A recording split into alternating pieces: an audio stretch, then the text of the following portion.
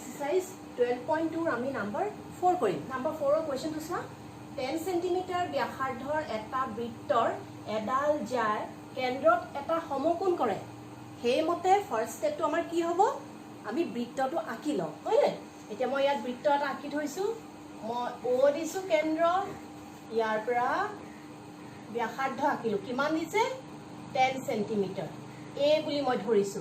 আৰু এডাল যায় কেন্দ্ৰত এটা সমকোণ কৰে এইটো হেই 10 cm ব্যাসাৰ্ধৰ এটা বৃত্তৰ এডাল যায় দেই এখানে এইটো একে হ'ব 10 cm আৰু মোৰ সুবিধা কাৰণে মই ইয়াত পিছত অংকটো কৰিবলৈ সুবিধা হ'ব কাৰণে মই AB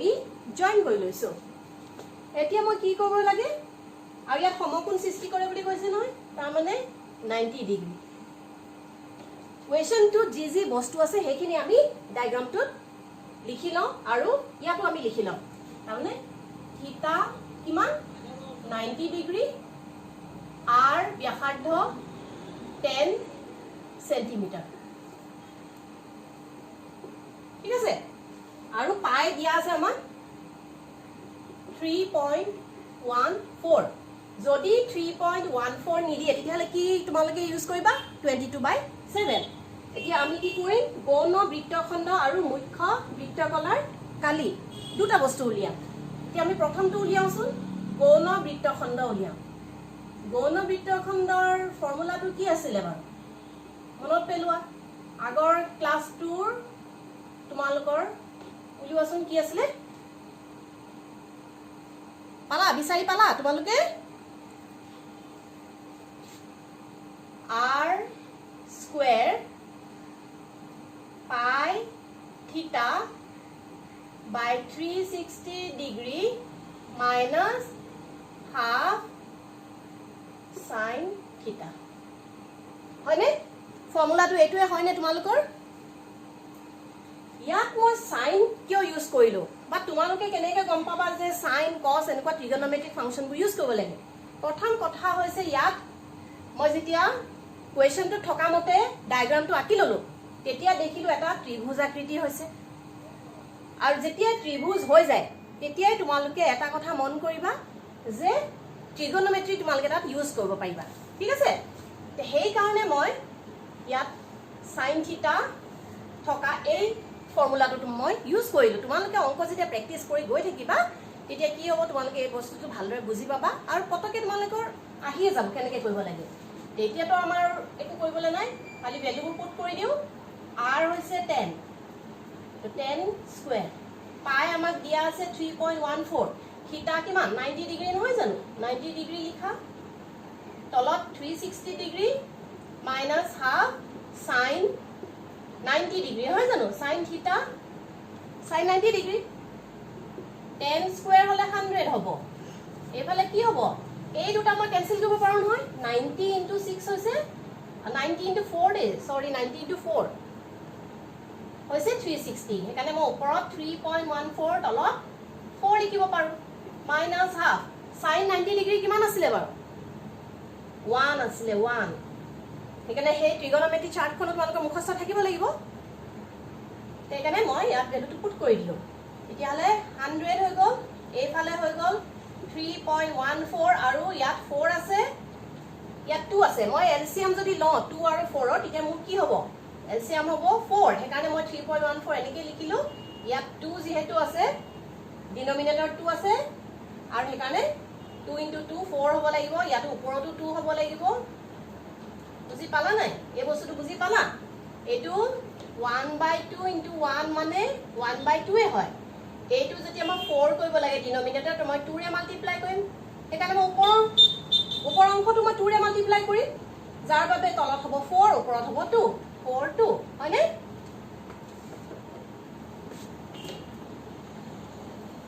এতিয়া একেবাৰে ইজি 100 * 3.14 - 2 হলে 1.14 by 4 4 25 হৈছে 100 আৰু এটো আমি কৰি চাও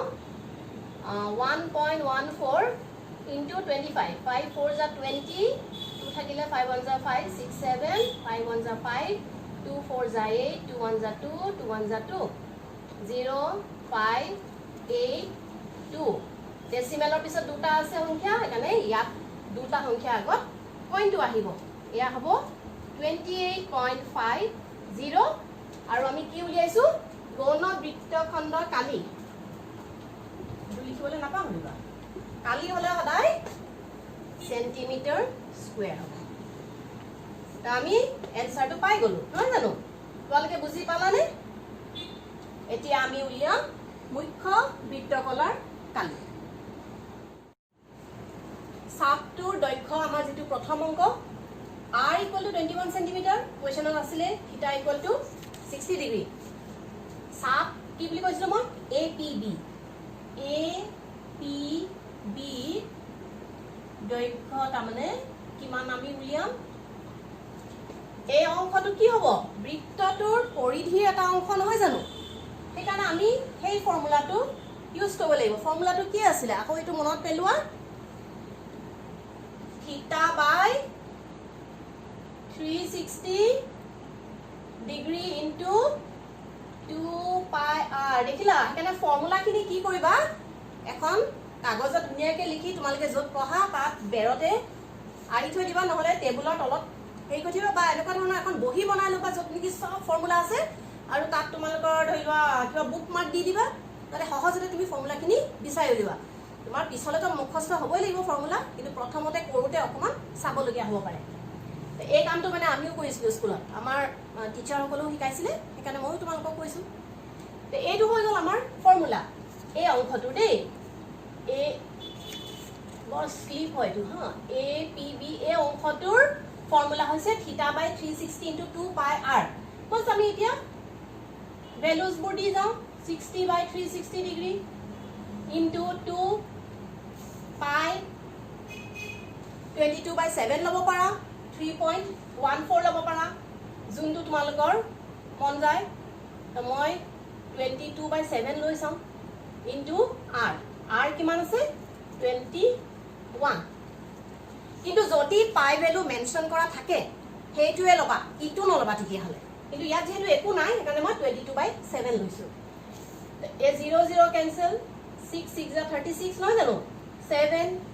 3 যা 21 দেখিলা মই কিমান সহজ হৈ গল 22/7 লোৱাৰ কাৰণে তাৰ পিছত আহিলে 2 3 যা 6 এফালে 3 3 কেনসেল হল ওপৰত কি থাকিলে 22 থাকিলে তলত কিবা আছে নাই এতিয়া যেহেতু এটো পৰিধি সেই কাৰণে আমি লিখিম সেন্টিমিটাৰ ইয়াত সেন্টিমিটাৰ স্কয়াৰ নাই দেই এইটো হৈ গল আমাৰ এনসাৰ নাম্বাৰ 2 আছিল আমাৰ চাপটোৰ দ্বাৰা গঠন হোৱা বৃত্তকলাটোৰ কালি তাৰমানে OAPB কালি OAPB কালি ফৰ্মুলাটো কি আছিল θ / 360 into pi r square মনত পৰি গল সকলোৰে এতিয়া θ কিমান 60 ডিগ্ৰী তলত 360 ডিগ্ৰী তো থাকিবই পাই মই আকৌ 22/7 এ লও যেটো মোৰ আগৰ অংকটো সুবিধা হল মই হেকানে হেতুকে লৈ লও r 21 আছিল 21 স্কয়াৰ 21 into 21 এ কৰো ডাঙৰ সংখ্যাটো স্কয়াৰ কৰিবলৈ গলে মই আকৌ বহুত এটা হেৰি হ'ব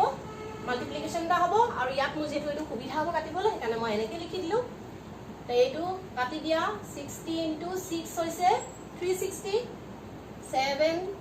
3 যা 21 3 2 যা 6 দেখিছা ইমান ইজিকে হৈ গৈছে আৰু 2 11 যা 22 এতিয়া ওপৰত আমাৰ কি থাকিলে 11 into 21 তলত কিবা আছে সংখ্যা নাই এতিয়া আমি এটো কি কৰিম মাল্টিপ্লাই কৰিম 21 into 21 নহয় জানো 231 11 into 21 হৈছে 231 কালি যেহেতু সেন্টিমিটার স্কয়ার এইটো অংক মই এনসারটো পাই গলো একেবাৰে ইজি নহয় জানো নাম্বাৰ 3 টো হৈছে অনুৰূপ জিয়াডালৰ দ্বাৰা গঠন হোৱা বৃত্তখণ্ডটোৰ কালি তাৰমানে মুখ লাগে এই অংশটোৰ কালি দেই এতিয়া লাগিব এই অংশটোৰ APB কালি এইটো মই কেনেকৈ উলিয়াম আগতে অলপ আগতে মই কি উলিয়াইছিলোঁ অ এ পি বিৰ কালি নহয় জানো নাম্বাৰ 2টো আছিলে মাইনাছ তাৰমানে এই গোটেই অংশটোৰ কালিৰ পৰা মই যদি এই ত্ৰিভুজটো অ এ বি কালি এই ত্ৰিভুজৰ কালিটো মাইনাছ কৰি দিওঁ মই তেতিয়াহ'লে এইটো পাই যাম পামনে নাপাম সেইকাৰণে মই এইমতে আগবাঢ়োঁ অ এ পি বি কালি কিমান আছিলে বাৰু আমি কিমান পাইছিলোঁ 231 নহয় জানো 231 মানে বৰ্গ সেন্টিমিটাৰ আমি পাইছিলোঁ মাইনাছ এতিয়া ট্ৰাইংগল অ এ বি কালি কি হ'ব বাৰু ইয়াত ত্ৰিভুজত মই কি কৈছিলোঁ অলপ আগতে ট্ৰিগনমেট্ৰি আহি যায় হয় না যেতিয়া ত্ৰিভুজ এটা হয় আৰু থিতা হৈছে 60 ডিগ্ৰী তেতিয়াহ'লে ইয়াৰ ফৰ্মুলাটো কি হ'ব পাৰে বাৰু তোমালোকে ভাবাচোন আগৰ অংকটো চাই লোৱা আৰু ভাবা হাফ r স্কোয়াৰ sin থিটা সেন্টিমিটাৰ স্কোয়াৰ হয়নে তেতিয়াহ'লে 231 মই তেনেকৈ ৰাখোঁ হাফ r হৈছে 21 হোল স্কোয়াৰ sin থিটা মানে sin 60 degree centimetre whole square ঠিকে আছেনে এতিয়া 231 minus 21 into 21 কিমান হয় 21 into 21 so 21 হ'ব 2 1 যা 2 2 2 যা 4 441 সদায় অংকটো কৰোঁতে যেতিয়া এনেকুৱা ধৰণৰ মাল্টিপ্লিকেশ্যন বা কিবা আহে তোমালোকৰ ভাৱ হ'ব যে এইটোতো মই জানোৱেই কিন্তু তথাপিও অকণমান কৰি চাবা অকণমান যদি একটা সংখ্যা ইফাল ইফাল হয় তেতিয়া অংকটোৱে ভুল সেইকাৰণে মই ইয়াত কৰি চাইছোঁ 441 তলত মোৰ থাকিলে 2 sin 60 ডিগ্ৰী কিমান আছিলে √3/2 ট্ৰিগনমেট্ৰি টেবল পুৰা মুখস্থ লাগিব এইটো আৰু এতিয়া সিম্পল অংক সলভ কৰিবলৈ ইয়াত কিন্তু এটা বস্তু আহি গ'ল √3 এতিয়া কেতিয়াবা তোমালোকৰ অংকত দিয়া থাকে √3 ভ্যালুটো এতিয়া নাম্বাৰ 6 টো যদি তুমি চোৱা তোমালোকৰ √3 ভ্যালু দিয়া আছে 1.73 তো মই সেই ভ্যালুটোৱে ইউজ কৰিম সাধাৰণতে কি কৰিবা তোমালোকে √2 √3 এনেকৈ অলপ মুখস্থ কৰি লোৱাই ভাল হয় কেতিয়াবা দিয়া থাকিব কিন্তু বাই চান্স নাথাকিলে এটলিষ্ট তোমালোকে কৰিব পাৰিবা সো মই 231 minus 441 2 into 2 কি হ'ব 4 ডাইৰেক্ট 4 এ কৰিলোঁ আৰু √3 মই কিমান দিছে 1.73 সো মই 1.73 ইয়াত মই লিখি ল'লোঁ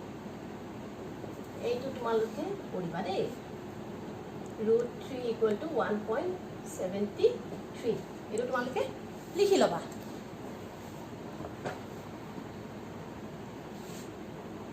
ইকুৱেল টু এতিয়া বস সলভ কৰিব লাগিব এইটো এটা ডাঙৰ ক্যালকুলেশন 231